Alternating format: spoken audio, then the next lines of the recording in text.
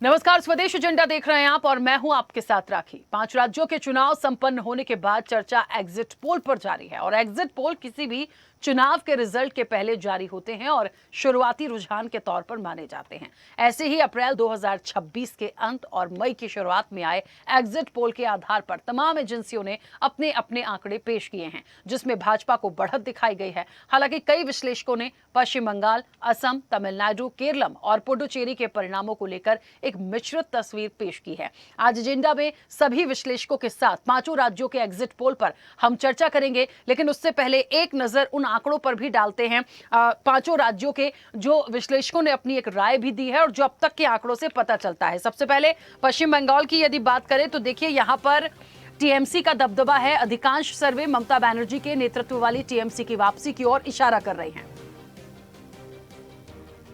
हालांकि मुकाबला बीजेपी के साथ कड़ा बताया जा रहा है। विश्लेषकों का मत है कि कुछ सर्वे टीएमसी को 155 से 216 सीटों के बीच बहुमत के साथ वापस ला रहे हैं, जबकि बीजेपी को 77 से 130 सीटों के बीच एक मजबूत विपक्ष के रूप में दिखाया गया है। ताजा रुझान की यदि बात करें तो सर्वे बताते हैं कि 2021 की तुलना में बीजेपी अपनी स्थिति मजबूत कर सकती है, लेकिन ममता बनर्जी का जनाधार अभी भी काफी मजबूत है।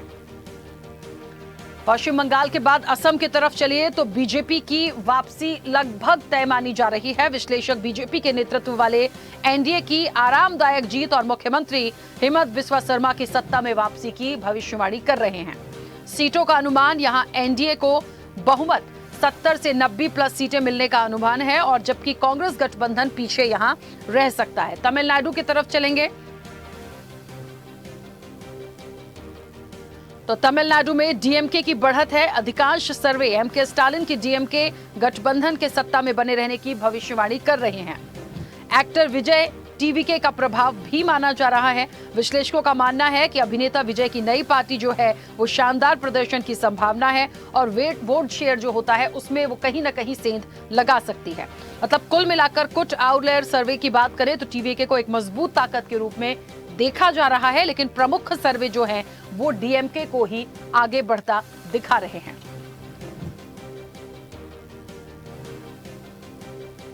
केरलम की बात करें तो सत्ता परिवर्तन की संभावना यहां बिल्कुल नजर आ रही है। कई विश्लेषक मानते हैं कि केरलम में हर 5 साल में सरकार बदलने के चलन के अनुसार कांग्रेस के नेतृत्व वाले यूनाइटेड डेमोक्रेटिक फ्रंट यानी यूडीएफ की वापसी की ओर इशारा कर रहे हैं। एलडीएफ बनाम यूडीएफ को यदि देखें तो यूडीएफ के लिए स्पष्ट बहुमत की भविष्यवाणी की जा रही है, जो पिनराई विजयन की एलडीएफ सरकार के लिए एक बड़ा झटका हो सकता है। पुडुचेरी में आइए, यहां भी एनडीए का दबदबा है। विश्लेषक पुडुचेरी में एनडीए सरकार की वापसी की भविष्यवाणी कर रहे हैं। कांग्रेस यहां पीछे है और मुख्य मुकाबला एनडीए और कांग्रेस के बीच है, जिसमें एनडीए को बढ़त है। तो जो तमाम विश्लेषक हैं, दिन भर के जो आंकड़े हैं, एक मिश्रित परिणाम है। साउथ केरल में सत्ता परिवर्तन, पूर्वोत्तर में असम, बीजेपी की स्थिरता और पश्चिम बंगाल में टीएमसी का संघर्षपूर्ण दबदबा, यानी सरकार तो बनेगी लेकिन काफी कुछ संघर्ष है।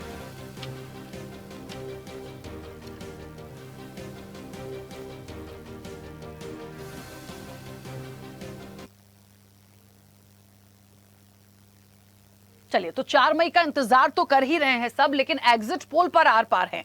तमाम एग्जिट पोल आ चुके हैं और अब तक के जो आंकड़े हैं उसमें भारतीय जनता पार्टी को बढ़त है, लेकिन कुछ एग्जिट पोल ऐसे भी हैं जो कहीं ना कहीं टीएमसी की सरकार भी बना रहे हैं। आज हम विस्तार से पूरा विश्लेषण करेंगे। आज की हमारे पूरे पैनल में तमाम विश्लेषक होंगे, कोई पॉलिटिकल पर्सन नहीं, सब विश्लेषक ही होंगे। चर्चा पर चलेंगे, लेकिन उससे पहले जो प्रतिक्रियाएं आई हैं एक बार वो भी जल्दी से सुन लेते हैं।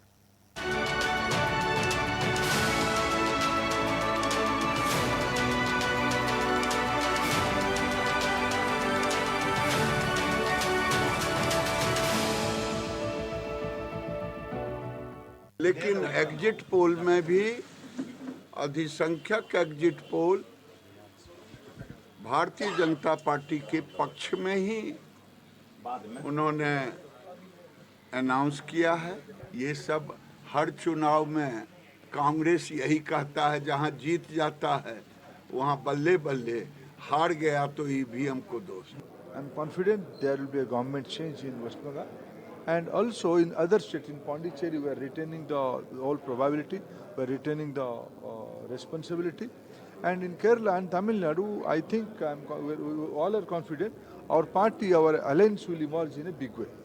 मैं ग्राउंड का एग्जिट पोल बता रहा हूँ 180 प्लस बीजेपी अच्छा मेजोरिटी से भाजपा सरकार बन रहा है मोदी जी का नेतृत्व हिंदू खोल के वोट किया क्या जिस प्रकार से बंगाल में जो वहाँ की सरकार के खिलाफ जनाक्रोश था टीएमसी और टीएमसी सिंडिकेट के खिलाफ लोगों में परिवर्तन की लहर थी वो एग्जिट पोल में भी आई है और एग्जिट पोल के बाद जब रियल गणना होगी उस दिन भी डबल इंजन की वहाँ सरकार बनेगी।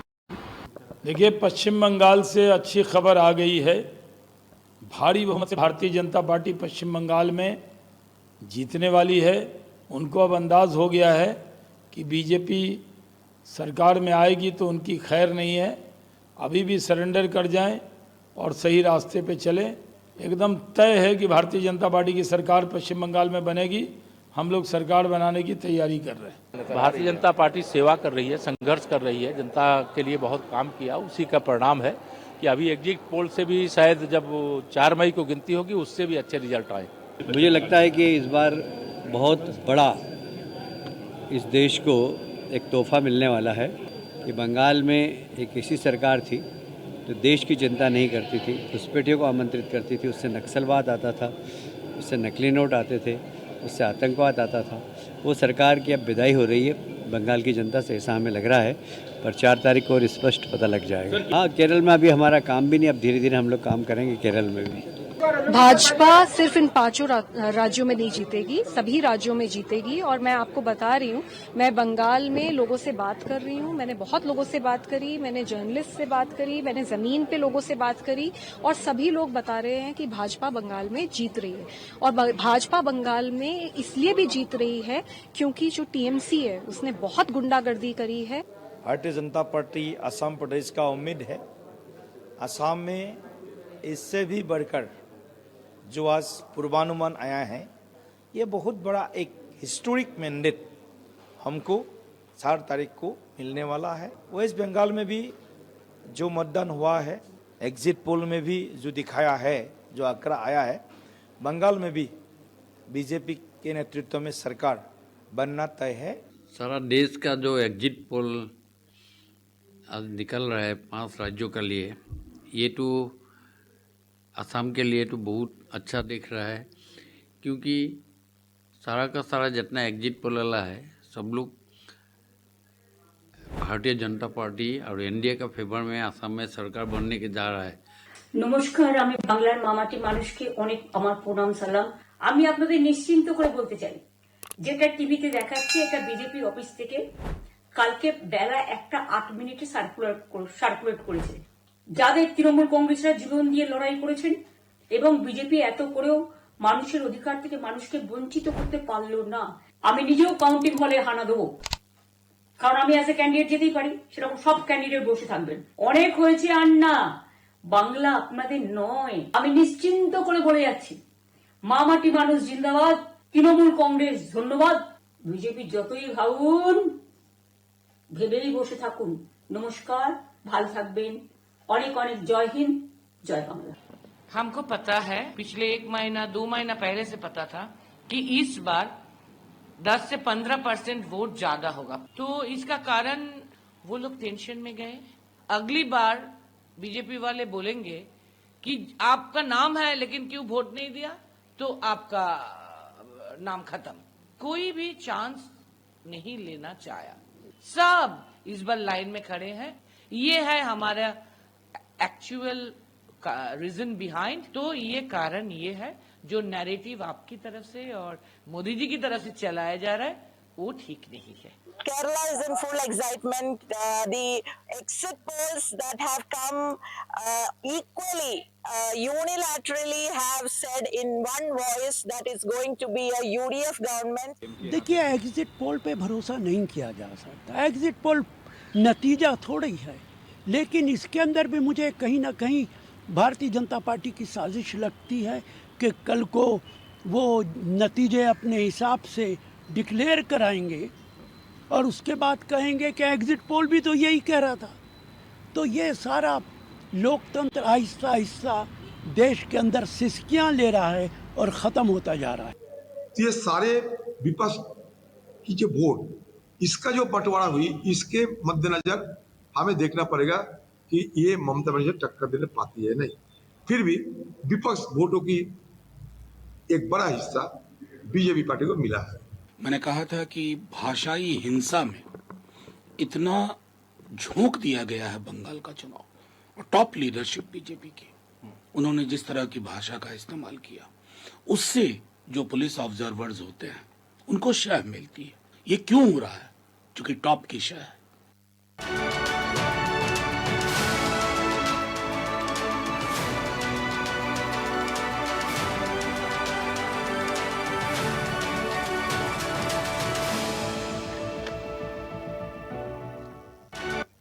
चलिए, तो 5 राज्यों में किसकी सरकार होगी, बहस बरकरार है। और ये देखिए जायज भी है, क्योंकि ये आकलन बहुत महत्वपूर्ण होता है, ये विश्लेषण बहुत महत्वपूर्ण होता है कि कहाँ किसकी सरकार बन रही है। और तब सबसे ज्यादा महत्वपूर्ण हो जाता है जब एग्जिट पोल आ जाएं, और एग्जिट पोल में यदि भारतीय जनता पार्टी को बढ़त मिली है तो ये वाकई जरूरी हो गया है कि आखिरकार कहाँ किसकी सरकार बन रही है। क्या भारतीय जनता पार्टी सब जगह? नहीं, ऐसा भी नहीं है। हर एग्जिट पोल अलग अलग तरीके से आया है। और सबसे बड़ी बात है, जहां तक तमिलनाडु की बात करें, पुडुचेरी की बात करें, केरलम की बात करें, यहां तो स्पष्ट रूप से कहा जा रहा है कि चाहे तमिलनाडु में आप डीएमके को ले लीजिए, चाहे पुडुचेरी में एनडीए की बात कर लीजिए, या आप केरलम में यूडीएफ की बात कर लीजिए, ये लगभग 99% यहां कोई किसी की काट नहीं करेगा। एक बड़ा यहां पर ये सिनेरियो फिट बैठता है। पेच फंसता है असम का, हालांकि भारतीय जनता पार्टी को यहां भी बढ़त है। इस बार बंगाल के लिए भारतीय जनता पार्टी को बढ़त बता रहे हैं, लेकिन टीएमसी को भी कम नहीं आंक सकते, क्योंकि कुछ एग्जिट पोल उनकी तरफ बढ़त को बताते हैं। तो आज जो तमाम विश्लेषक हैं उन्हीं के साथ सीधे चर्चा पर आगे बढ़ेंगे, क्या उनका विश्लेषण कहता है और किसकी सरकार बनेगी, इसी पर चर्चा को आगे बढ़ाएंगे। तमाम मेहमान जुड़े हैं, सबसे पहले आपका परिचय करा दें। राजनीतिक विश्लेषक है संदीप चौधरी। संदीप जी, बहुत स्वागत चर्चा में जुड़ने के लिए। राजनीतिक विश्लेषक जकिया खान हमारे साथ हैं। जकिया जी, आपका भी बहुत स्वागत है। वरिष्ठ पत्रकार हैं डॉक्टर कुमार राकेश जी, आपका भी बहुत स्वागत है। वरिष्ठ पत्रकार विजय शर्मा हमारे साथ हैं। विजय जी, आपका भी बहुत स्वागत है। पॉलिटिकल डाटा साइंटिस्ट चंदन कृष्णा मिश्रा हमारे साथ हैं। चंदन जी, आपका भी बहुत स्वागत है। और स्वदेश न्यूज के channel head RP Srivastava ji हमारे साथ हैं। आरपी श्रीवास्तव जी, आपका भी बहुत स्वागत है। चर्चा की शुरुआत सबसे पहले चंदन कृष्णा मिश्रा जी आपसे ही करूंगी, क्योंकि ये पॉलिटिकल डाटा साइंटिस्ट भी हैं। राजनीति की बात हो रही है तो चर्चा की शुरुआत यहीं से करते हैं। और आज के पैनल में सबसे अच्छी बात है कि हमारे सभी विश्लेषक हैं। राजनीतिक रूप से कोई एक तरफा चीजें नहीं जाएंगी कि सब अपनी अपनी बात करें। सबका विश्लेषण 5 राज्यों के लिए क्या कहता है, उसी का एक कंक्लूजन निकालेंगे और फिर 4 मई को फिर देखेंगे कि कहाँ कितना सटीक एक तीर लगता है। कुमार राकेश जी पहले से मुस्कुरा रहे हैं, आएंगे सर, धीरे धीरे पहुंचते हैं। ठीक है चंदन जी, 5 राज्यों से मैं शुरू करूं। मैं वेस्ट बंगाल, मैं चाहती हूं यहां से शुरुआत हो जाए। कैसे विश्लेषण देखते हैं? एग्जिट पोल, तमाम एग्जिट पोल आ चुके हैं, उसके बाद क्या मानते हैं? नमस्ते।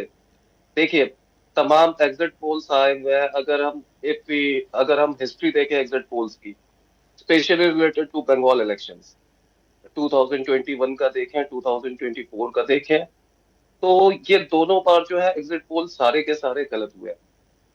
क्योंकि अब जो भी मैं मतलब इस पे नहीं जाऊंगा कि क्यों गलत हुए, कैसे हुए, बट बंगाल हमेशा चौंकाते रहा है। और इस बार का इलेक्शन इसलिए सबसे अलग है क्योंकि एसआईआर के बाद जो है वोटिंग परसेंटेज दोनों राउंड्स में जो है वो 90% से ऊपर गई हुई है। और बंगाल का जैसे पॉलिटिकल हिस्ट्री रहा है हमेशा से, जो हमने देखा है वहां पे जो है इवन टिल डेट, क्योंकि मैंने वहां से इंजीनियरिंग भी की है तो मैं कुछ और नजदीक से स्टेट को जानता हूँ। तो वहां पे क्या है कि रिगिंग जो है वहां पे होती है, छापा वोट जो बोला जाता है वो वहां पे जो पार्टी पावर में रहती है वहां पे होती है। लेकिन इस बार जो है, जैसा न्यूज देखा हमने, जैसा मैंने लोगों से बात करी, तो वहां पे एक चीज ये निकल के आई कि इस बार उस पैमाने पे जैसे अब पहला रीडिंग होता था, छापा वोट जो पड़ता था जिसे वहां कहते हैं, तो वो इस बार नहीं हुआ है शायद। और दूसरा, मैं एक कंसेप्ट आपको एक समझाना चाहता हूँ, जो मैंने मतलब क्रंच नंबर्स को, जब डेटा को क्रंच किया तो मुझे समझ में आया। जैसे 2024 को अगर हम बेस लेते हैं, बेस ईयर, तो वहां पे उस साल अगर आपके 1000 वोटर्स थे एलिजिबल, तो इस बार जो है, और उसमें से मान लीजिए 100 वोटर्स एलिजिबल थे जिसमें से 80 लोगों ने वोट किया था। तो इस बार फर्स्ट फेज में क्या हुआ कि एसआईआर के बाद, डिलीशन के बाद लगभग 90 वोटर्स बचे, जिसमें से 83 लोगों ने जो है वोट किया, अकॉर्डिंग टू 91%, 92% का लेंगे। तो लास्ट टाइम जो था, जो 80 लोगों ने जो वोट किया था, उसमें क्या स्प्लिट था, 35 लोगों ने टीएमसी को वोट दिया था और 32 लोगों ने जो है बीजेपी को वोट दिया था। और मतलब अगर अन्य को जो है 13 वोट मिले थे। 80 मतलब 100 में से 80 लोगों ने वोट किया था, उसका मैं बता रहा हूँ। तो इस बार जो है अगर मैं मान लूं कि 10 लोग जिनका नाम एसआईआर में कट गया है और उसमें से 8 लोगों ने अगर वोट दिया था, तो अगर इसमें से 6 लोग टीएमसी के वोटर थे, तो मुझे लगता है कि तब ये टीएमसी का वोट जो है, जो 35 था, वो गिर करके 29 हो जाता है। लेकिन वही अगर हम जो है एडिशनल वोटिंग जो हुई है उसको इंक्लूड कर ले, तो अगर हम 3 एडिशनल वोट टीएमसी को मिला है, तो अगर वो मतलब जैसे 80 से 83 लोगों की वोटिंग हुई है, अगर 3 एडिशनल वोट हम टीएमसी के लिए जोड़ लें, तो ये लगभग 32 पे आ जाता है। तो अगर 32% टीएमसी के लिए है, तो जैसा सारे एग्जिट पोल्स दिखा रहे हैं नेक टू नेक कंटेस्ट है, तो वो मैं समझ रहा हूँ कि वो नेक टू नेक कंटेस्ट है। बट अगर 32 वोट टीएमसी के नहीं हो पा रहे हैं इस आउट ऑफ 83, तो फिर ये बीजेपी के लिए बहुत अच्छा इलेक्शन है। BJP might win the state according to my calculation. ठीक है, मैं चाहती हूँ चंदन जी बाकी स्टेट्स के लिए भी थोड़ा थोड़ा सा एक एक पॉइंट आता जाए, क्योंकि बहुत सारे विश्लेषक हैं और सबके व्यूज आते जाएंगे बहुत जल्दी जल्दी से। असम में क्या देखते हैं? असम, तमिलनाडु, केरलम। देखिए, असम के लिए जो है जो हमने प्रेडिक्ट किया है, तो असम में जो है मेरे अकॉर्डिंग जो है एनडीए को 42 टू 43% वोट शेयर आ रहा है, जिसमें वही जो है कांग्रेस मतलब एसपीए प्लस जो है उसे अराउंड 37.5% के अराउंड आ रहा है, और एआईयूडीएफ जो है वो 3 to 5% के अराउंड रहने वाला है। वही बाकी जो है जिसमें टीएमसी भी 1-2 सीटें वहां से जीत सकती है, एक कैंडिडेट उसका किसी सीट से है, उसका काफी अच्छा रिव्यू रहा है। तो यूपी पीएल ये सब मिला करके 14 से 15% इनका वोट शेयर हो सकता है। और अगर आप सीट वाइज जाएंगे, तो सीट वाइज मेरे अकॉर्डिंग जो है मतलब 82-83 के अराउंड जो है बीजेपी का रहना चाहिए। और कांग्रेस गठबंधन का जो है वो जैसे लास्ट टाइम अगर आप नोटिस करें कि 2024 के इलेक्शंस में जो है बीजेपी और कांग्रेस दोनों का वोट शेयर सेम था, but in terms of seats तो बीजेपी 9 सीटें लोकसभा की जीती और कांग्रेस सिर्फ 4 सीटों पे रह गई। क्यों? और इस बार क्या है, इस बार जो सबसे बड़ा डिफरेंस आया है वो है एसआईआर के अलावा जो है डिलिमिटेशन हुई है असम में। और डिलिमिटेशन में क्या हुआ कि मुस्लिम इन्फ्लुएंशियल कॉन्स्टिट्यूएंसीज अराउंड 29 हुआ करती थी पहले असम में, जो घट करके अब जो है 16 पे आ गई है, जहाँ पे मुस्लिम निर्णायक भूमिका निभाते हैं उतने कॉन्स्टिट्यूएंसीज में। बहुत सारे कॉन्स्टिट्यूएंसीज ऐसे हैं जो पहले मुस्लिम बहुल हुआ करते थे, लेकिन अब जो है वो चेंज हो गया उसका कन्फिगरेशन, और अब जो है कोई एससी डोमिनेटेड बन गए, कोई ऐसी सीट बन गई है। तो इस कारण जो है इन सब चीजों का भी फायदा कहीं ना कहीं बीजेपी को मिलने वाला है, क्योंकि जहां पे 30% से ऊपर किसी भी स्टेट का पॉपुलेशन अगर ऐसे बाइनरीज में हो, तो वोटिंग काफी हद तक पोलराइज्ड हो जाता है। ठीक है, इफ यू बिलीव और you don't believe, but this is the truth of Indian politics. Sandeep ji मुझे सुन पा रहे हैं? एंड जी पूनम जी। सर राखी जी सुन पा रहा हूँ। हाँ, मैंने सोचा जी इससे पहले पूनम जी थी। ठीक है, कोई बात नहीं, ठीक है। संदीप जी, 5 राज्यों के वेस्ट बंगाल से शुरू होंगे, क्या कहता है आपका विश्लेषण तमाम एग्जिट पोल के बाद? देखिए मैडम, जो एग्जिट पोल है वो इसी तरीके से, जैसे अभी हमारे साथी ने बताया, सब इसी तरीके से विश्लेषण करते हैं। किसी ने वोट डालते हुए किसी को काउंट नहीं किया है। तो मेरा ये मानना है कि बीजेपी ने काफी वर्क किया था कि ममता बनर्जी का ग्राफ कैसे डाउन किया जाए जिससे हमारा ग्राफ उठे और हम चुनाव जीते। सबसे पहले बीजेपी ने काम किया कि ममता बनर्जी और अभिषेक बनर्जी को हम भ्रष्टाचार के मुद्दे पर घेरते हैं। जैसे झारखंड में हेमंत सोरेन को जेल में डाला था और दिल्ली में हमने पूरा केजरीवाल टीम को जेल में डाला था। लेकिन सीबीआई और ईडी ने पूरी गहनता से जांच करने के बाद केंद्र को बताया, देखिए भ्रष्टाचार के मुद्दे पर आप उनको नहीं फंसा सकते। उसके बाद फिर आया कि आय से अधिक संपत्ति के मामले पर जांच एजेंसियां लगाई गई। आय से अधिक संपत्ति के मामले पर वो कहीं फंसते नजर नहीं आए, बल्कि ईडी ने ये जानकारी दी कि ममता जी तो सरकार से अपनी सैलरी भी नहीं लेती हैं, पेंशन भी नहीं लेती हैं। फिर इस चीज को भी केंद्र ने ठंडे बस्ते में डाल दिया। फिर ये पॉइंट लेकर के आए कि जो बांग्लादेशी घुस जाते हैं बंगाल के अंदर, इस मामले पर हम टीएमसी को घेरें और इसे एक बड़ा मुद्दा बनाएं। लेकिन जैसे जैसे ये चीज चलने लगी तो टीएमसी ने ये मैसेज पूरे देश में कन्वे कर दिया, और आप जैसे मीडिया के साथियों ने भी, कि जो बाहर से लोग देश के अंदर घुसते हैं वो केंद्र की जिम्मेदारी होती है। तो जब उंगली पीएमओ और गृह मंत्रालय पर उठने लगी तो आखिर आते आते ये मुद्दा भी दबता चला गया। फिर महिला सुरक्षा, महिला उत्थान और महिला सशक्तिकरण का मुद्दा लेकर के बीजेपी आई कि हम महिलाओं के मुद्दे पर घेरेंगे। तो उसमें एक दो मुद्दे बंगाल से निकाले गए। एक मेडिकल कॉलेज में जो रेप हुआ था उस मुद्दे को बड़ा मुद्दा बनाने की कोशिश की गई।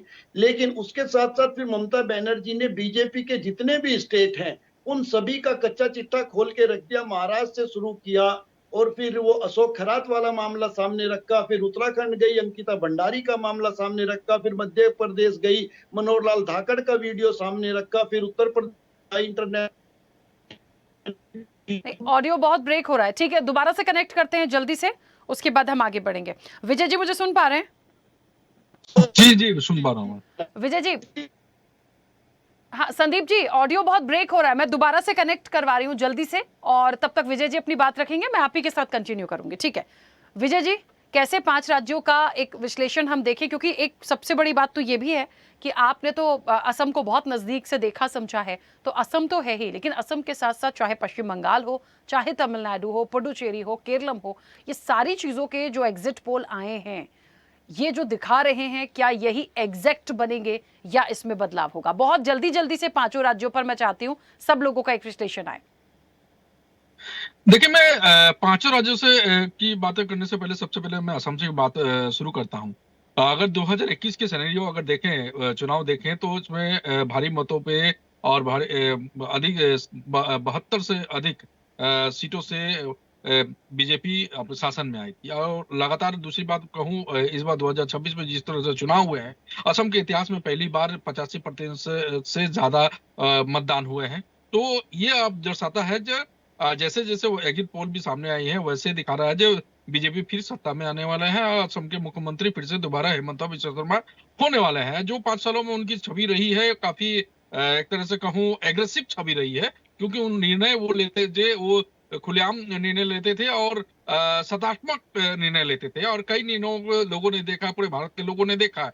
और जिस तरह से चुनावी प्रचार में देखा गया, वो विकास मुद्दा लेके कई बार उन्होंने लोगों को सामने आके कहे और विकास के मुद्दों को लेकर सामने आए। अगर अवैध घुसपैठियों की बात कही या फिर एविक्शन की बात कही, तो वो लगातार एविक्शन कर रहे थे घुसपैठियों के खिलाफ और मियां लोगों के खिलाफ कई बार बयानबाजी को ये देखा गया। तो ये सारा तरह देखा जाए तो एग्जिट पोल में जिस तरह से आ रहा है असम में, तो थोड़ा सा उलटफेर होगा, लेकिन सरकार बनेगी बीजेपी की ही। लेकिन जिस तरह से कयास लगाया जाए, देखिए असम को 3 हिस्सों में देखा जाता है, तो ऊपरी असम, मध्य असम, निचले असम। निचले असम में अगर चले जाए तो निचले असम में हमारे अल्पसंख्यकों के लोगों की संख्या काफी ज्यादा है। और जैसे ही विधानसभाओं का जो बंटवारा हुआ फिर से, उसमें कई इलाके ऐसे हैं जहां पे अल्पसंख्यकों की संख्या ज्यादा थी, और जिस तरह से एग्रेसिव मूड में आके असम सरकार काम कर रही थी, एविक्शन जो सरकारी जमीनों पर जिस तरह से दखल हो रहा था, वो लगातार उस पे हमलावर होते हुए, कड़ी टिप्पणी करते हुए इनके ऊपर बुलडोजर चल रहा था। तो वो इलेक्शन के कुछ दिन पहले तक भी था,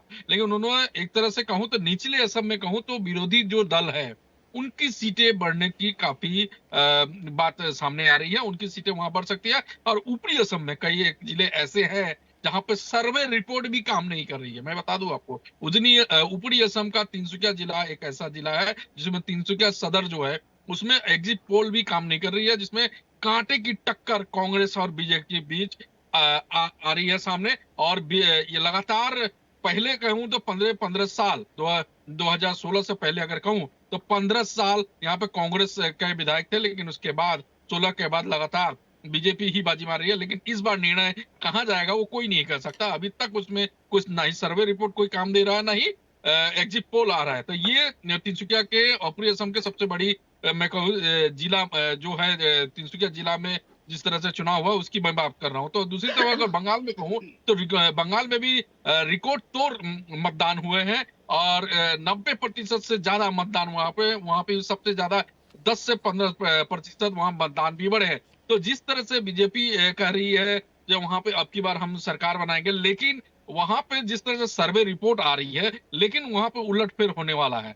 और जहां तक बंगाल को जानने की कोशिश की, वहां पे दोबारा बीजेपी को काफी मुश्किलों का सामना करना पड़ेगा। अपनी सरकार अगर उनकी सीटें अगर ज्यादा आती है तो काफी मुश्किल होगा। वो पूरी तरह से वो सरकार में नहीं आ सकते और तृणमूल कांग्रेस की ज्यादा चांसेस है वहां पे फिर से दोबारा सरकार बनाने के। अगर पौंडीचेरी अगर केरलम की बात करें तो वहां पे आंचलिक दलों जैसे कहीं केरलम की बात करें तो आंचलिक दल भी वहां सरकार बना सकती है। तो ये पांचों राज्यों की जो सिनेरियो है जिसमें साफ तौर से कहेंगे दो राज्य पौंडीचेरी असम में साफ तौर से बीजेपी सरकार बनाती हुई देख रही है। और दूसरी तमिलनाडु और केरलम की बात करूं तो वहां पे आंचलिक जो दल है वहां उनकी सरकार बनना लगभग तय माना जा रहा है। लेकिन असम में 2026 की बात करूं तो दोबारा से बीजेपी अपना परचम लड़ाने जा रही है और अगले मुख्यमंत्री असम के जो वर्तमान मुख्यमंत्री है हिमंता बिश्व शर्मा वही दोबारा फिर से मुख्यमंत्री का चेहरा हो सकते हैं, ऐसा कयास लगा रहा है। लेकिन जिस तरह से चुनाव सरगर्मियां हमने देखा, चुनाव प्रचार देखा और जिस तरह से चुनाव प्रचार में जिस धुआंधार जो चुनाव प्रचार हुआ, हिमंता बिश्व शर्मा ने जिस तरह से प्रचार किया प्रत्येक जिलों में जाके उसके समांतर रूप से देखे, हिमंता बिश्व शर्मा ने कई दिनों तक लगातार बंगाल में जाके भी चुनावी रैलियां की। और असम की अगर बात करें तो असम में जब हम उनसे सवाल पूछे अब की बार कितनी सीटें लाएंगे तो उन्होंने अब की बार असम में सेंचुरी हम मारेंगे। और बंगाल में जब कई पत्रकारों ने सवाल किया जब बंगाल में क्या होगा तो उन्होंने कहा जब बंगाल में डबल सेंचुरी, असम में सेंचुरी, बंगाल में डबल सेंचुरी। लेकिन हमें नहीं लगता जो बंगाल में वो डबल सेंचुरी तक पहुंच पाएंगे। लेकिन असम की बात करूं तो असम में कहूंगा 72 से 80 सीट बीजेपी के पल्ले आ सकती है। और फुल बहुमत की अगर सीटों की बात करें तो 64 बहुमत की सीटें होती है सरकार बनाने के लिए। जी बिल्कुल ठीक है। संदीप जी मुझे अभी सुन पा रहे हैं? हाँ मैं सुन पा रहा हूँ राखी जी। हाँ संदीप जी प्लीज थोड़ा जल्दी से कंप्लीट कीजिएगा। हाँ राखी जी एक बार सवाल करेंगे अपना। संदीप जी पांचों राज्यों पे हैं क्योंकि हम आपने पश्चिम बंगाल से शुरू किया था और मैं चाहती हूँ कि एक विश्लेषण बस ऐसे कि किसकी कितनी सीटें नहीं भी हैं, एक आकलन आपका और किसकी सरकार बन सकती है। देखिए राखी जी मेरे यहाँ पे बहुत ज्यादा बारिश आंधी तूफान आ रहा है इसलिए नेट का कुछ प्रॉब्लम हो गया। मैं आपको बताऊं अगर मैं बंगाल से शुरू करूं तो बंगाल में मुझे लगता है जो 217 और 77 के बीच फाइट है, ये 77 सीटें बीजेपी की थी और 217 टीएमसी की थी। तो टीएमसी की जितना टफ ये चुनाव रहा है मैं मानता हूँ कुछ सीटें कम हो सकती हैं, लेकिन टीएमसी मुझे सरकार बनाती हुई दिखाई दे रही है। अगर बात हम करें आसाम की तो आसाम में जिस तरीके से बीजेपी और कांग्रेस के बीच में मुकाबला है, एक वक्त पर ये मुकाबला बिल्कुल बराबर था, लेकिन जब जो कांग्रेस के बड़े नेता रहे उनको जो प्रदेश अध्यक्ष भी रहे, सांसद भी रहे, उनको बीजेपी ने अपने साथ मिला लिया तो वहां से उनके साथ कई बड़े लीडर बीजेपी के साथ चले गए। तो बीजेपी का पलड़ा भारी है आसाम के अंदर। लेकिन अगर आप तमिलनाडु की बात करें तो तमिलनाडु में स्टालिन सरकार बनाते हुए दिखाई दे रहे हैं एक बार फिर से। और अगर केरला की बात करें तो केरला में कांग्रेस अलायंस मुझे मजबूत दिखाई देता है। और अगर पुडुचेरी की बात करें तो पुडुचेरी में भी बीजेपी और कांग्रेस के बीच मुकाबला जबरदस्त है। बिल्कुल ठीक है। ज़किया जी मुझे सुन पा रही हैं? हाँ राखी आवाज आ रही। बिल्कुल मैम आपका विश्लेषण क्या कहता है पांचों राज्यों के लिए? क्योंकि अमूमन पूरे इलेक्शन में हम सब कई बार चर्चाओं में रहे हैं, हर चीज को हमने समझा, किसकी योजनाएं, किसकी घोषणाएं, किसके संकल्प पत्र, लेकिन एग्जिट पोल आने के बाद जो अनुमानित आंकड़े आए हैं, अब आज विश्लेषण आप लोगों का है कि कहां किसकी सरकार आप बनवा रहे हैं? बनवा तो नहीं रहे हम लोग, लेकिन हाँ, अनुमान एग्जैक्ट जो हमारी अपनी सर्वे है, जो अपनी हमारी आकलन है, उसके हिसाब से जो बातें हुए वो जरूर रखेंगे ताकि देश भर उस चीज को समझे। और जो एक गलत आकलन को करके प्रचार किया जा रहा है ताकि उसको सामने से लाके आपके सामने रख दिया जाए, वो कहीं ना कहीं रुके, क्योंकि ऐसा बहुत बार हुआ है और अभी भी हमें बहुत सारी जगह से न्यूज आ रही है जहाँ पे कल रात में ट्रक्स पकड़ाए हैं जो कि ईवीएम्स ले जा रही थी, खासतौर से बंगाल में। तो ये सारी चीजें, बहुत सारी चीजें हैं जो अभी चल रही हैं और आप खुद समझो ना कि 60 दिनों के लिए बजाते वहां पे फोर्स को तैनात किया गया है। तो वो फोर्स को तैनात के साथ साथ एक बहुत बड़ा क्वेश्चन मार्क है कि क्यों और किस लिए। और बहुत ज्यादा जरूरी है कि टीएमसी के जितने भी कार्यकर्ता हैं वो बहुत ही एक्टिवली प्रेजेंस ऑफ माइंड रखें और अपनी आंखें खोल के रखें, बिकॉज वहाँ के स्टेट पुलिस को किस तरह से दबा दिया गया है वो भी हमें पता है। एनीवे, कमिंग बैक टू सारे मापदंड को देखते हुए डेफिनेटली बंगाल से स्टार्ट करेंगे, क्योंकि बंगाल में अभी पूरी देश की जो है ना, बोलते हैं कि एक तरफ पूरा देश की ताकत सेंट्रल एंड एवरीथिंग और दूसरी तरफ एक दीदी खरी अकेली एक महिला, और पूरी तरीके से अपने आप को झोंक दिया है दीदी ने। जिस तरह से उन्होंने अपने ही आंदोलन से लेके आज तक अपनी जिंदगी को वो व्यतीत करती आई हैं, वो खुद में एक बहुत बड़ी ऐतिहासिक जीत उनकी है कि उन्होंने एक भ्रष्ट माहौल में किस तरह से एक सार्वजनिक मतलब सादगी से जिंदगी जिया जा सकता है और किस तरह से अपने पॉलिटिकल अपने एजेंडास को आगे रखते हुए अपनी जिंदगी को लीड करते हुए एग्जाम्पलरी बना जा सकता है, उसकी बहुत बड़ी पहचान रही है। और इस तरह के लोगों की पहचान बहुत जरूरी है और ये कहीं ना कहीं डेमोक्रेटिक और नॉन डेमोक्रेटिक जीत और हार की भी एक चुनौती है। जैसे कि मैं हमेशा से बोलते आ रही हूँ कि डेफिनेटली बीजेपी की, क्योंकि उसने बहुत सारी चीजें इंक्लूड है वहां पे, तो डेफिनेटली वहां पे कुछ स्तर कुछ सीटें हैं जो बीजेपी की बढ़ेगी। जो लास्ट ईयर में जहाँ पे 6% का गैप रहा था, वहां पे बीजेपी कुछ और सीटें डेफिनेटली अपनी बढ़त में लाते हुए देख रही है, लेकिन ऑल टुगेदर रॉन्ग जब किया जाएगा तो it can not cross 80। That is from my day one कि ये 80 को क्रॉस नहीं कर रहे हैं, पहला चीज। दूसरी बात रहा कि अगर हम फिर बात करें असम की, क्योंकि बंगाल के बाद अगर जहाँ पे सबसे ज्यादा रुझान और सबसे ज्यादा चीजें दिख रही हैं तो वो असम की है, क्योंकि काफी सारी चीजें बोलने के लिए है, लेकिन अंदरूनी तौर पे वहां पे बहुत टफ फाइट रही है और हो रही है, ठीक है, मतलब हो रही थी। तो इसमें आप जैसे जान रहे हैं कि नीचे असम के जो धरातल एरियाज हैं जहाँ पे भी माइनॉरिटीज की कौन ज्यादा है और बॉर्डर से लगे एरियाज जहाँ पे हैं, वहां पे खास तौर से कांग्रेस बहुत अच्छी तरीके से काम करते हुए दिख रही है और वहां पे बहुत अच्छी उसकी जीत हासिल होने में कोई शक नहीं है। इसमें आप ये कह सकते हो कि इसमें अगर अदर्स थोड़ा अच्छा काम कर देते हैं तो कांग्रेस भी बना सकती है। आई एम नॉट सेइंग कि कांग्रेस बना लेगी कि वो फुल तरीके से आ सकती है, लेकिन कांग्रेस भी बना सकती है अगर वो कुछ कारगर तरीका अपनाए और अदर्स को मिला ले, क्योंकि अदर्स भी असम से सीट्स निकाल रहे हैं, ऐसा नहीं है कि अदर्स नहीं निकाल रहे हैं। तो अदर्स में अगर सीट्स निकल रही है और वो कांग्रेस के साथ मिलाप करते हैं तो मुझे लगता है वहां पे भी चांसेस है।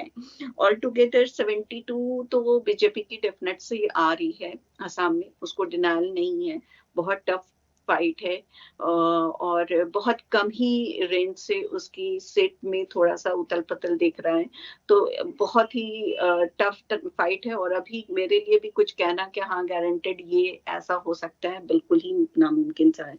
पौंडीचेरी में लोग जो भी कहें, लेकिन बीजेपी वहां से निकाल रही है, इसमें कोई दो राय नहीं है। पौंडीचेरी से बीजेपी निकल रही है, वो आगे चल रही है।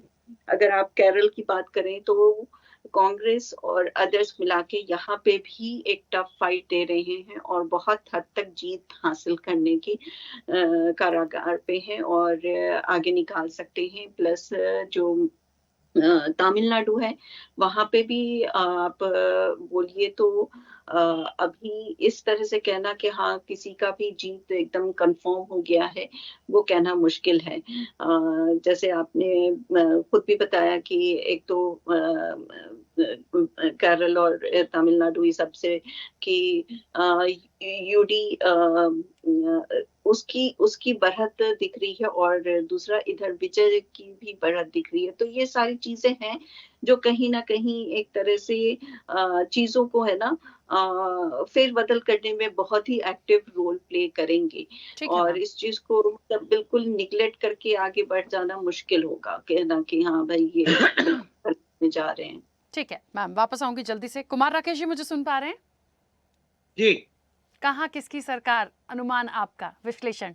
नहीं, पहले मैं आपकी उस बात का जवाब दूं कि मैं मुस्कुरा क्यों रहा था। आपके बैनर में सबसे पहले आपने तमिलनाडु वेस्ट बंगाल में टीएमसी की सरकार बनवा दी। बात हम विश्लेषकों से कर रहे थे, हर एक विश्लेषक के अपने अपने विचार हैं, सभी स्वतंत्र हैं, आपके भी अपने विचार होंगे। तो मेरी मुस्कुराने की वजह वो थी जब आपने पूरा निर्णय सुना दिया, फिर हम लोग क्यों बात कर रहे हैं। और ये तमाम वक्ताओं में अभी जकिया जी की बात में एक अच्छी लगी, कांग्रेस का प्रेम तो दिखा कि कांग्रेस बना सकती थी, कर सकती थी। कांग्रेस ने राज किया है वेस्ट बंगाल में, लेकिन शायद लेटेस्ट उन्होंने राहुल गांधी का वो स्टेटमेंट, वो बयान नहीं सुना जो उन्होंने ममता बनर्जी को कोसा भी कि ममता बनर्जी के कारण ही भाजपा की सरकार बनेगी। बहरहाल मैं आपके बीच में नहीं बोला था नहीं, आपने मैं उसको बस आपकी बात को प्लस करते हुए कोट कर रहा हूँ। राहुल गांधी के लेटेस्ट आपत्ति हो सकती है, लेकिन एक बार कंप्लीट हो जाए ये पहला राउंड बहुत जल्दी से, मैं इसलिए मैं फिर सबको दोबारा से मौका मिलेगा। नहीं कुमार राकेश जी, बट एक सवाल मेरा भी है सर, आप मुस्कुराए क्योंकि टीएमसी की सरकार हमने बनवाई, कहाँ मैं समझी नहीं, मेरे तो किसी ऐसे टेक्स्ट में ऐसी कोई बात है ही नहीं। बैनर की बात कर रहा था, बैनर में आप पढ़िए उसको, उसके बाद सेकंड जो है उसका उसमें है कि बीजेपी कर सकती है। बहरहाल हम अभी अपनी बात को रख लेते हैं। अभी सबकी बात आपने पॉलिटिकल डाटा एनालिस्ट की बात मैंने सुनी, उन्होंने बहुत ही संभल के अपनी बातें रखी।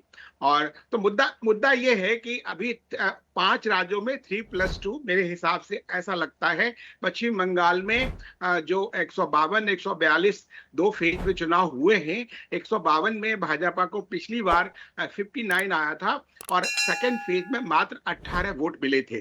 तो जो मतवा वाला जो फैक्टर है, जिसमें पूर्वी बर्धमान है और साउथ परगना है, नॉर्थ परगना है और नदिया है, तो वो जो पूरा इलाका है, कुछ इलाके में गया भी था, तो उसमें यदि उनके इनपुट्स की हम बात करें तो जो कई जगह वो साफ थे, मतलब बीजेपी 0 है। लेकिन इस बार जो इलेक्शन कमीशन ऑफ इंडिया, उसको जो विपक्षी लोग भी कहें, उनके सुकून भरे अंदाज में सुरक्षा की भावना, आतंक रहित, भय रहित जो चुनाव हुआ है, उसमें जो वोटिंग हुई है, उसमें किसी को अच्छा लगे बुरा लगे, लेकिन फैक्टर है, हिंदू मुस्लिम फैक्टर है ऑलरेडी। यदि कोई बात करते हैं कांग्रेसी या सपाई मुसलमान की बात करते हैं, वो सेकुलर हो जाते हैं। यदि हम बात करेंगे हिंदू की तो हम क्या कहते हैं, राष्ट्र विरोधी हो जाएंगे। लेकिन मैं बार खुल के बात कर रहा हूँ, वहां जो फैक्टर्स है 70 कुछ पूरे मतवा फैक्टर्स में आउट ऑफ 142 हर जगह हिंदू डोमिनेंट वोटर्स रहे, लेकिन वहां पे वो वोट नहीं डालने दिया जाता रहा है। ये इंटरनल फैक्ट है, उसके कारण वोट परसेंटेज कम आता। लेकिन इस बार जो वोट परसेंटेज बढ़ा है, अप्रत्याशित 2011, 2016, ममता दीदी की सरकार 2021, यदि तीनों का आकलन करें 80-83% का आकलन था, लेकिन इस बार ओवरऑल 93% रहा। जो 10% का जो वोट परसेंटेज बढ़ा है, डोला सिंह ने बाद में नैरेटिव्स को चुराने की कोशिश की और उनका कोट आपने दिखाया, तो 10% का फ्लक्श ये ममता जी का नहीं है, ये उसी बतुआ फैक्टर्स का है, उन सेक्टर्स में फर्स्ट पेज में जहां की भाजपा के वोटर थे जिनको बार बार वोट डालने से रोका जाता था। तमिल टीएमसी के लोग क्या बोलते के कार्यकर्ताओं को द्वारा, कुछ लोग उसके गुंडा नाम भी देते हैं, कुछ लोग उसको अतिरिक्त बोलते हैं, मैं उसमें नहीं जा रहा हूँ, कानून व्यवस्था की बात है। तो उसमें अभी जो वोट परसेंटेज बढ़ने का कारण है और परिवर्तन का कारण भी है। काम उन्होंने किया कि भाई वो 1,500 रुपए दे रहे थे, बीजेपी ने कहा महिलाओं को 3,000 देंगे। तो एलोरमेंट के जो जो साधन थे भाजपा ने भी अपनाए, लेकिन जो ग्राउंड लेवल पे हुई है भाजपा ने हर चीज बहुत फूक के कदम रखा। आप पूरे इस चुनाव देखिएगा, जो पिछली बार दीदी का जो स्टेटमेंट था नरेंद्र भाई मोदी का, प्रधानमंत्री का, इस बार उन्होंने ममता जी का नाम ही नहीं लिया, टीएमसी कहते रहे। तो बहरहाल इसमें लग रहा है कि बढ़त होगी और बीजेपी की सरकार बन सकती है। कंटेस्ट 4 से 5% का डिफरेंस होगा वोट का, जैसे पिछली बार 38.47 था, उनका 48.20 था, लेकिन उसमें जो प्ले है, गेम प्ले है, बहुत ही नेक टू नेक है। 10-12 सीटों का या 10 से 15 सीटों का डिफरेंस हो सकता है, जैसे हम कहते हैं नेक टू नेक की बात। ठीक है। जस्ट मोमेंट मैं बंगाल से आता हूं, असम में कांग्रेस चुनाव लड़ी नहीं। मैं एक बार गई प्रियंका जी, एक बार लाहौर गए, बेचारे को छोड़ दिया गौरव गोगोई के भरोसे, तुमको जो करना है करो। अब बची खुची पवन खेरा ने कांड कर दिया, तो वहां तो जिससे भी विरोधी से पूछे तो भी कहते हैं कि भाई कांग्रेस ने उनको वॉक ओवर दे दिया। नंबर 2, पुडुचेरी में ऑलरेडी सभी लोग सहमत हैं कि वो पहले वहां कभी डीएमके का राज हुआ करता था, कांग्रेस की सरकारें हुआ करती थी। ऐसे मैं कई मुख्यमंत्रियों को जानता हूं, लेकिन वहां जो कांग्रेस से निकले रंगनास्वामी जी हैं, वो एक फेस बन गए हैं। छोटा सा राज्य है, 30 सबसे छोटा 30 विधानसभा की कंस्टिट्यूएंसी है, तो वहां बीजेपी को कोई रोक ही नहीं रहा है। तो जो असम और ये तीनों हो गया, बची तमिलनाडु की बात और केरल की। केरल में कांग्रेस जो है, एलडीएफ जो उनका संगठन, जो गठबंधन है, कांग्रेस उसमें आ रही है, उसमें कोई दिक्कत नहीं है। वहां भी वोट का ज्यादा का डिफरेंस नहीं होगा, 10 से 12-15 का डिफरेंस है, लेकिन उसमें एक इंपॉर्टेंट फैक्टर है मुस्लिम लीग का। मुस्लिम लीग यदि कांग्रेस वाले में है तो कांग्रेस आ रही है, उनका ऊपर नीचे होता रहता है। रही बात तमिलनाडु की, कई एजेंसीज में यदि देखा जाए, 6-7 एजेंसी का जो आपने भी देखा, हमने देखा, बड़ा कंफ्यूजन है। एक एजेंसी ने कहा है टीवीके की सरकार बन सकती है, उसमें एडीएम को उन्होंने डाउन किया है। 6 एजेंसी की बात करें, एक ने कहा है डीएमके की बनेगी, बाकी ने मना किया है। लेकिन हमारी जो इनपुट्स हैं, एंटी इनकम्बेंसी वहां मैटर कर रहा है, स्टालिन की खतरे में है। लेकिन ये विजय वाला जो फैक्टर है टीवीके का, चूंकि एमजीआर की बात करें, करुणानिधि की बात करें, वहां की जो एक रही है पारंपरिक वोटर्स फिल्म वालों की, उस प्रकरण में देखा जाए तो विजय की बढ़त दिख रही है। और विजय और एआईडीएमके, बीजेपी का ज्यादा कुछ है ही नहीं, 5-7-8-10 सीटें ले जाए, वोट परसेंटेज 7 से 10% हो जाए, 11% हो जाए, वो बात अलग है। वहां पे बड़ा फ्लूइड सा सिचुएशन है। लेकिन स्टालिन आ सकते हैं कि नहीं आ सकते हैं, लेकिन विजय की जो बढ़त है वो बहुत बड़ा फैक्टर है, वो बहुत बड़ा रोल प्ले करेगा तमिलनाडु के परिप्रेक्ष्य में। तो बहरहाल जो पूरे सिनेरियो है, सिनेरियो में 3+2 देखता हूं। बाकी आगे 4 मई, आज तो 30 अप्रैल हो गया, वो 1-2-3 दिन की बात है। लेकिन तमाम पूरे प्रकरण में देखा जाए, एक फैक्टर जिसको मैं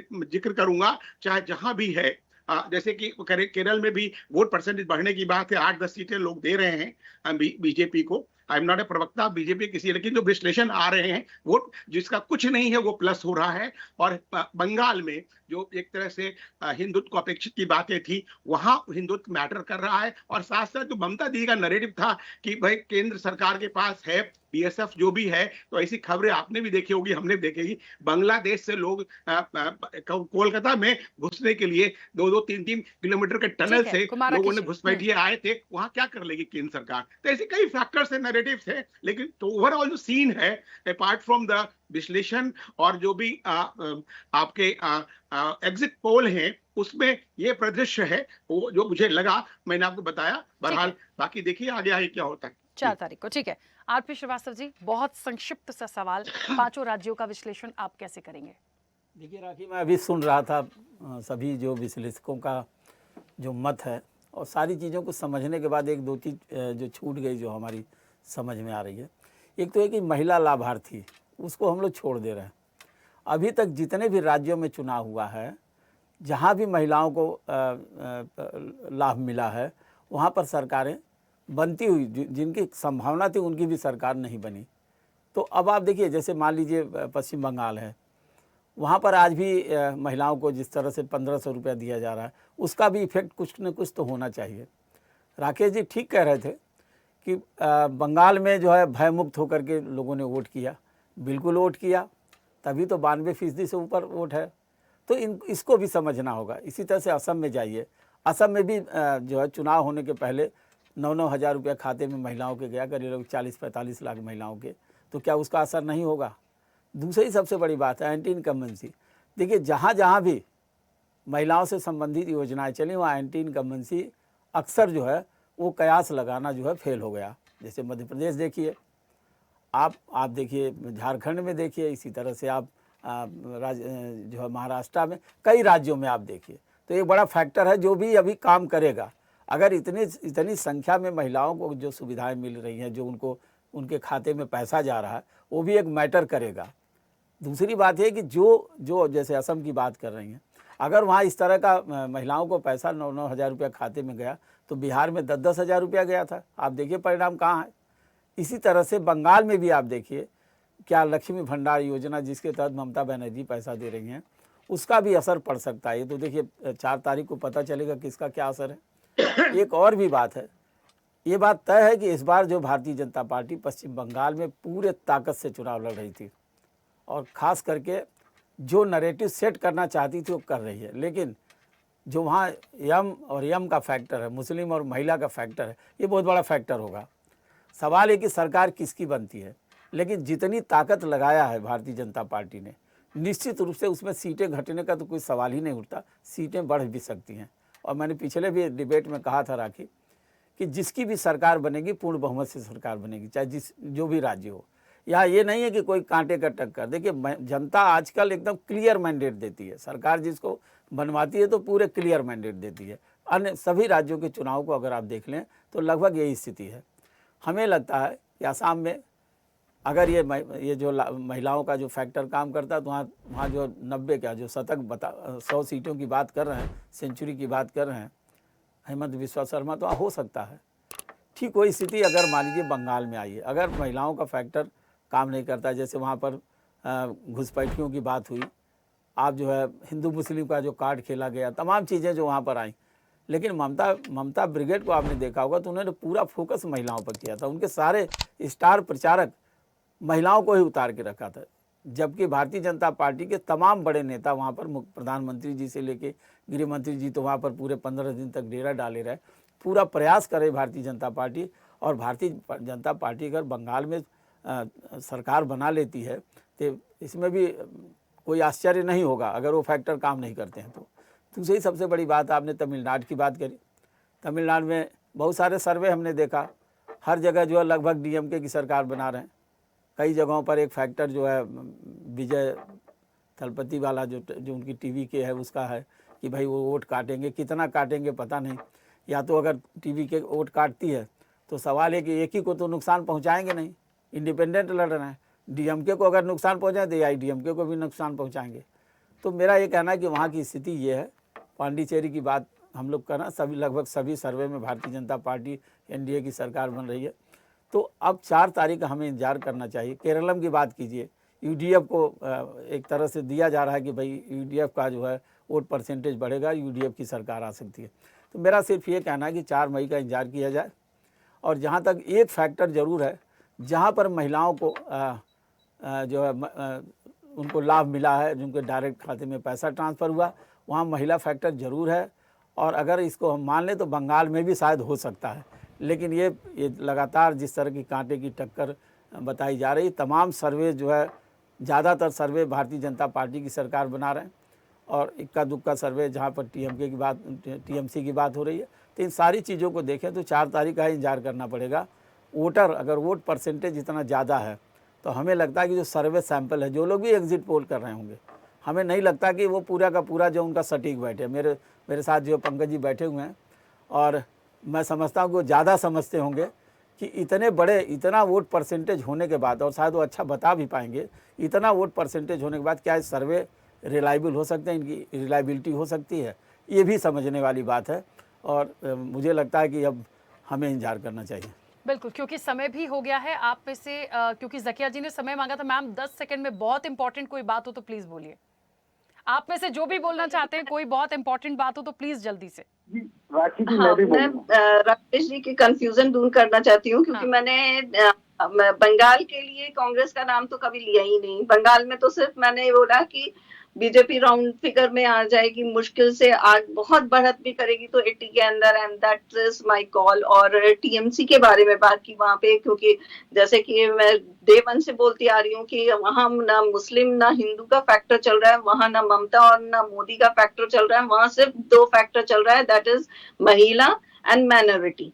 क्योंकि इतने सारे चीजों को उछाला गया है इसलिए। ठीक है, और ठीक है मैम, थोड़ा सा क्योंकि समय मैं बहुत 5 सेकंड में 5 सेकंड में बात जल्दी करना से चाहता हूँ। जल्दी 5 से कुमार सेकंड राकेश जी। हाँ, में जकिया जी, आपने जो बोला शायद आप भूल गई। आपने कांग्रेस की बात आपने कही थी, और मैं इसलिए आपको याद दिलाया राहुल गांधी का स्टेटमेंट।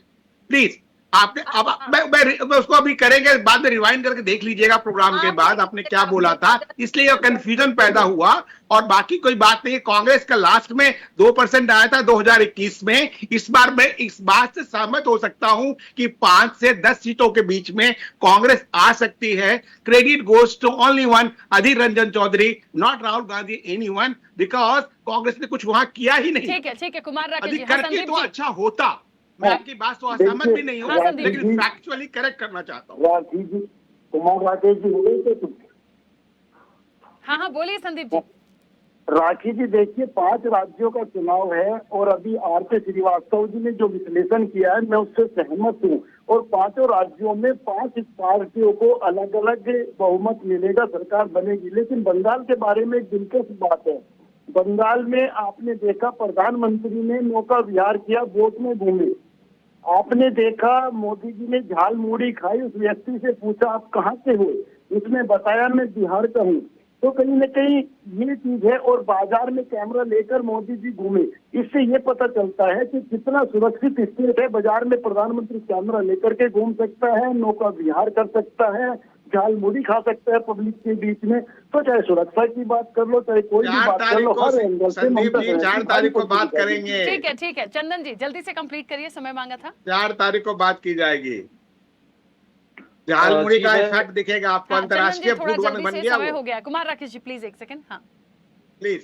जी मैं एक बार ये कहना चाह रहा था कि इस बार जो है वेस्ट बंगाल इलेक्शंस में एक चीज तो श्योर है कि कांग्रेस भी जो है वो 3 से 5 सीटों के राउंड जीत रही है। और ये नॉर्थ बंगाल में जो है टीएमसी को अच्छा खासा डेंट कर रही है। नॉर्थ बंगाल में कई सारे डिस्ट्रिक्ट्स हैं जहाँ पे टीएमसी का इस बार खाता नहीं खुल रहा है, स्पेशली इन अपर हिल्स वाले जितने एरियाज हैं वहां पे टीएमसी का बहुत जगहों पे खाता नहीं खुल रहा है, दैट्स फॉर श्योर। क्योंकि चलिए कुल मिलाकर एक बात तो है, कुल मिलाकर एक बात तो कही जा सकती है कि 5 राज्यों का जो विश्लेषण है, तो तमिलनाडु है, पुडुचेरी है और केरलम है। इन तीनों को लेके लगभग सबकी राय ऑलमोस्ट सेम है। लेकिन कहानी आके असम के लिए भी लगभग सेम है, लेकिन फिर भी एक सवाल क्वेश्चन मार्क जैसा है। लेकिन वेस्ट बंगाल पे वाकई में सबकी नजर है, और इसी पर सबसे ज्यादा जब रुझान आएंगे तो पता चलेगा कि क्या होगा। कुछ कह रहे हैं चंदन जी? मैं यहाँ पे ये कह रहा था कि तमिलनाडु पे मेरे कुछ विचार अलग है, क्योंकि लोगों ने अभी तक बोला कि जो एंटी इनकम्बेंसी वोट्स हैं वो टीवी को मिल रहा है एआईडीएमके के। इस पैटर्न मान करके लोगों ने जो है, मतलब जितने भी एग्जिट पोल्स वालों ने जो सर्वे दिया है, बट मुझे ये समझ में नहीं आ रहा कि ये विजय की पार्टी पहली बार चुनाव लड़ रही है। उसने कहीं पे उसे क्रिश्चियन वोट्स मिल रहे हैं, अच्छे खासे मिल रहे हैं, कहीं आपको क्या लग रहा है? सॉरी मैं इंटरप्ट कर रहा हूँ चंदन जी, आपको क्या लग रहा है तमिलनाडु में? इंक्लाइनेशन टाइम कम है इसलिए बस हम लोग को जरा जानकारी दे दीजिए। टाइम बहुत ओवर ही हो गया। मैं तो चाह रही हूँ बस कंप्लीट हो जाए, जैसे भी, क्योंकि अच्छा नहीं लगता अधूरा किसी मुझे ऐसा लग रहा है कि विजय मतलब वोट शेयर तो अच्छी खासी ला रहे हैं, around 18 to 20%, but it is damaging DMK more than AIADMK. तो फिर सरकार किसकी बनेगी? सवाल जस का तस हो गया ना। सरकार बहुत हद तक हंग असेंबली की तरफ जा रहा है। अरे बाप रे, ये According तो to एक me. और बड़ा That's the वाला point. ठीक है, चलिए देखते हैं, 4 मई का इंतजार करते हैं। न्यू- फिलहाल समय न्यू हो गया। एंगल। आप सभी का बहुत शुक्रिया इस चर्चा में जुड़ने के लिए। सबके अपने अपने विश्लेषण हैं, सबके अपने मत हैं, और एक ही बात पर पहुंचेंगे कि 4 मई का इंतजार और किसकी बनेगी सरकार, ये देखने वाली बात होगी। चर्चा में इतना ही। बने रहिए स्वदेश न्यूज के साथ। सबसे पहले देश। ऐसे ही वीडियोस के लिए लाइक करें, शेयर करें, फॉलो करें। YouTube पर जाकर सब्सक्राइब कर बेल आइकन दबाना ना भूलें, और ताजा अपडेट्स के लिए स्वदेशलाइव.com पर जरूर जाएं।